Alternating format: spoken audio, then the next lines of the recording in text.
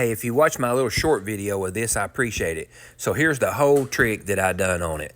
I just cannot believe that was really all that was wrong with the car, making it get hot at upper RPMs at highway speed. Well, look at this. Oh, you can't see it down in there. Let's just say that over half the porch, or whatever you want to call it, in my radiator is stopped plumb up. So that right there might be answer to our dang overheating thing. Wouldn't that be something? If that was a Chevrolet, it'd be all right like that. Them Fords wouldn't run like that. Shut up. Oh my gosh, all the time. It ain't full of grit, is it? And it's got to be coming out of there somewhere, though, ain't it? There ain't nothing in this.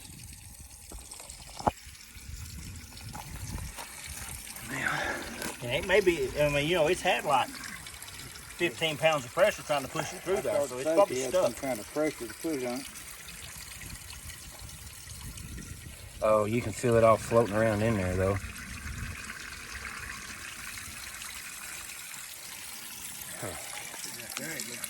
It does. It's lying. Well, we do think we figured out the overheating deal. We may be needing us to run another radiator. Look at all that crap. I don't see how that was still in there after all that cleaning we done on it and everything else. All right, let's do some more then. Good grief. All right.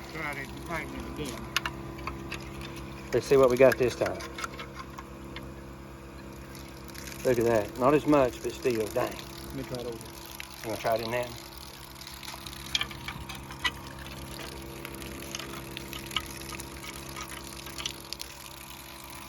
No? Pretty good, not much in there. Well, maybe, okay. Of course, we've been doing this forever. Well, I finally had a little time to work on my car. So, let's see what it looks like when we run this thing through the block here. Because I couldn't believe all that trash that was in the radiator. Oh, wow. Okay. Look at this. Look at that. Wow, can you believe that?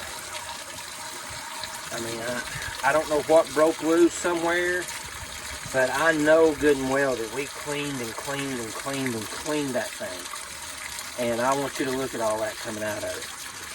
I should have put a strainer on it to see if there was any rust particles and everything in it, but I'm sure they were. Isn't that crazy? Wow. I wonder if that suck-it radiator was up in there if I crank it up. I think I'm running it the wrong way anyway, because I think it actually sucks it from the bottom and goes up the top. But, wow. I can't believe that.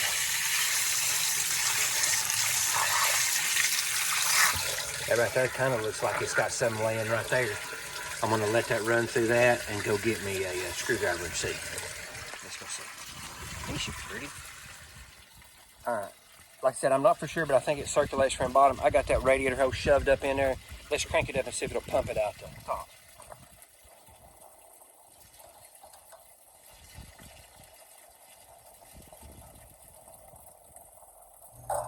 See that blue thing in the left up at upper corner? I can't wait till you check that video out we're working on there.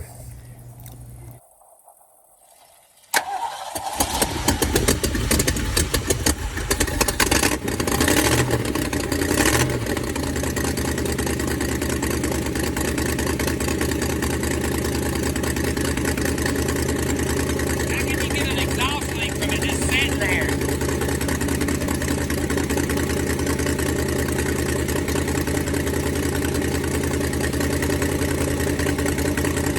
Look out, carburetor. Here comes the water. Can you believe I've done that?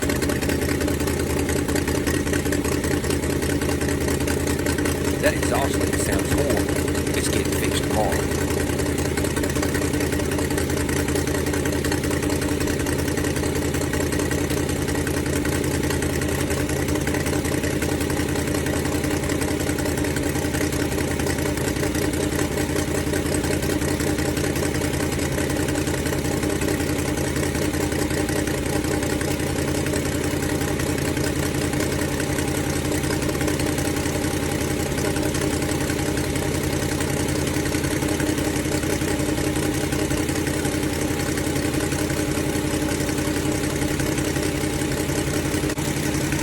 to, but I just can't feel it off enough.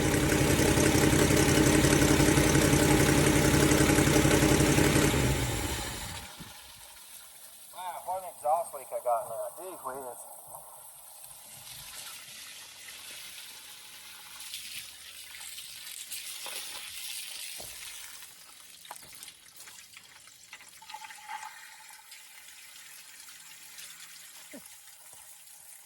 I don't know if you've seen it, but it just about flooded the whole thing out. You see me squirt that water in the dang in the carburetor? Good grief. Pay attention, Scott. Pay attention.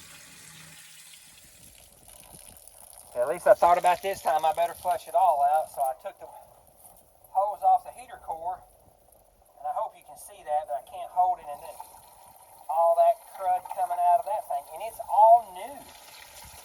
So the rusty stuff had to be in the block somewhere. The intake is aluminum, of course, and every hose, every bracket, all the stuff is brand new on the heater core and everything. Water pump, all that brand new.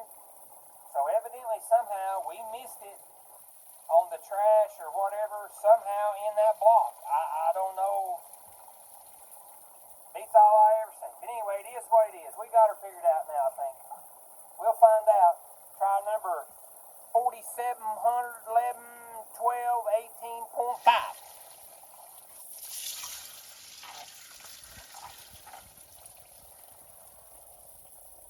I'm just going to keep letting her run through there and run through there. All different directions, and then we'll see. I'm still going to put it in there without the thermostat and run it through without the thermostat and put that other radiator on there, and I'll show you the radiator we're going to put on. Okay, so this is the original style radiator that we had on it when we done all that running and everything on the run stand. And I think I went back and done it, but I mean, it's just a little dusty is all where it's in there, but that thing was clean as could be. No stopped up, can't really see in there, but no stopped up anything on that thing. So it had to come loose, obviously, after we had it in the car. So we'll see. I'm gonna put this one back on and run it some while I'm waiting on the new replacement radiator to get here. So yeah, just like I said, look at that. Absolutely clear as a bell.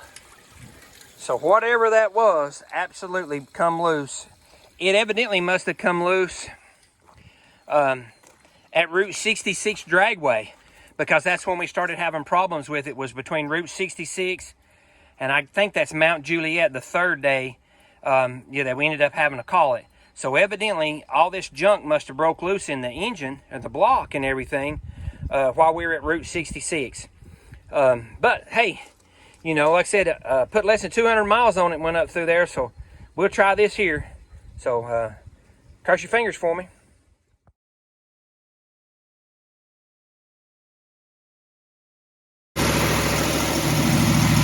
Well, we got the water flowing through there now.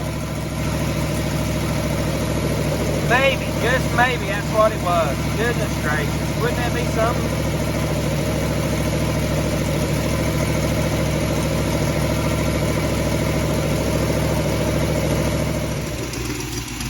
Well, please overlook the header leak. That sounds horrible, doesn't it? But, sitting there idling, I first thought the dang gauge wasn't working, and then it finally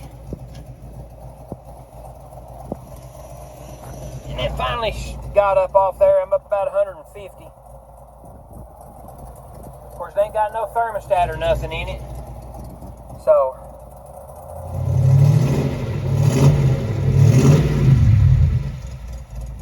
well, I let it idle there, and then we'll button it all up enough to where I can drive it down the road, and we'll see.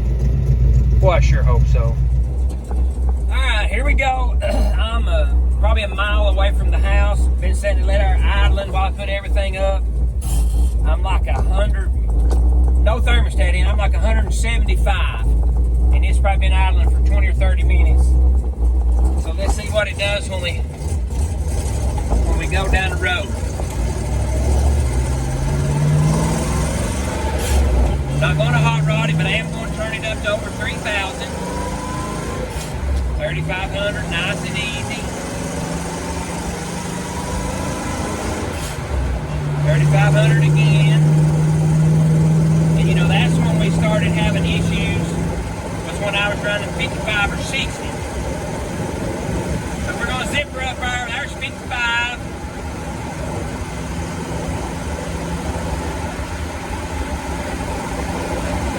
Right there it's about 60, which is about 3,000 RPMs. Which, I mean, that's a lot, but it should do that.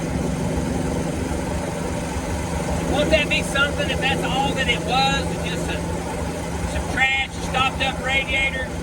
Wow. Oh, and look, it doesn't have a fan shroud on it, and it doesn't have the electric fan. It simply has the fan, that old flex fan everybody hates.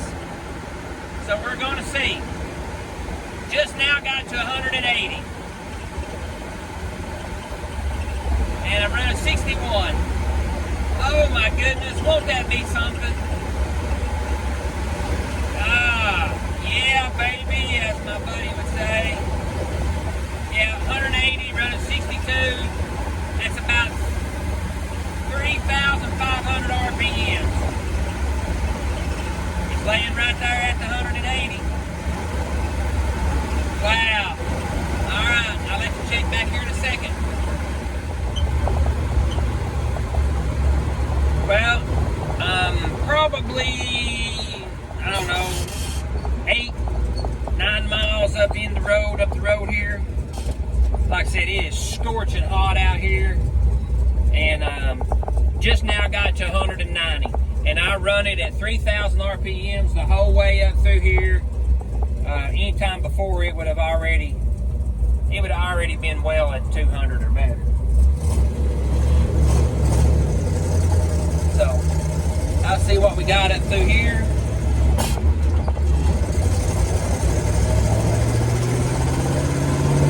The other time before, the truck with it wasn't cut off if you were just driving normal.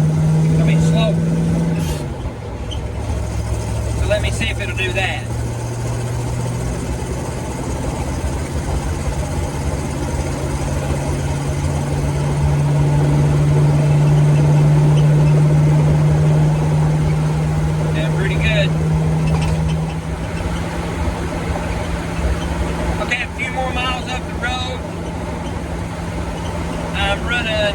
I slowed down a little bit. I'm running 53 miles an hour, so somewhere around 53, 55 miles an hour, you know, which is highway speed. On these old back roads we'll be going on and stuff mostly. And I'm about 192 or so. So, wow, actually this is the hottest day I've ever drove the car. And also, we would have been well over the 200 by now. So it looks like it's hanging around that 192 or 3 mark. So check back again second. Well, I went in the parts store, stayed in there just for not this long at all, just long enough to get a header gasket and another thermostat gasket and some stuff like that, just some little things. Got back in it, almost back home now. Running 55, 60, about 65 on the way back. 190. Wow. And like I said, it is dang near 100 degrees. I'm not going to call I got it yet, because I said that like 4 or 5 times. But as y'all all know, I'm going to show you where I goof up at too, because that's a bunch of fake crap when everything works like it's supposed to. So we're still batting 85 or 90% working like it's supposed to, but I think we're in good shape now. Let me stop by here and see my buddy Mr. True and see what he thinks. I'm gonna call it a success. I'm excited. Look here, that's as hot as it got, and I've been idling around. Been sitting here letting it idle and all that stuff like that. It's actually even inside the shop here. 200, I'll take 200 when it's probably dad blame 100 outside out here today. So now, get my little exhaust thing fixed. Get Mr. Miata done where I can buy some more stuff for this car. Again, thank y'all for watching. Again, I'm just a fat old guy having a good time playing with the cars. That's it. But I really do appreciate y'all watching. Thank you. I'm going to call that a win because it really didn't get over 200 until I turned it off there for a second.